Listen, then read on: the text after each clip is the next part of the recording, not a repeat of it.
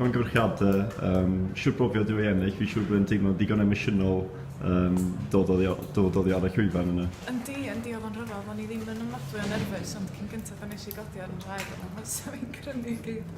Ond mae o'n emosiynol iawn, mae bach yn arallfydol, math o breuddwyd. A gafwch chi beirniadaeth hael iawn gyda'r beirniad, fi'n siŵr bod chi'n hapus iawn gyda'i sylwadau nhw. Do, ni wedi dechrau poeni a dechrau bendroni am hynny, yn yr wythnosau dwytha, ond oedd o'n martwy o ffeind. Ni wrth gwrs oedd y testyn, oedd llawer o'r sôn am y ffaith, dwi ddim yn destyn hawdd i fynd ar ôl. Nath chi ffeindio bod yn eitha heriol cael ei gafael ar y testyn?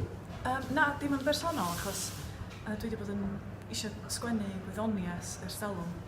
A dyn oedd o'n ffitio i fewn i sgwennu am Enillydd i fi, felly oedd y testyn perffaith i fi. A pam gosod y darn yng Ngogledd Cymru a yn dilyn ffrwydrad niwclear? Am ei fod o'n bryder personol i mi, dwi'n meddwl o'n i'n teimlo'r angen i sgwennu amdano fo, a be fysa reality, os yna rhywbeth yn mynd o'i le yn Wylfa. A dyn oedd gosod o, dwi'n ddim pam nes i osod o yn yr ardal yna, di gwir, dwi'n mynd abod o lle yn dda iawn, ond mae'n ar i'w hyd am y lle hefyd. Gret, diolch yn fawr iawn.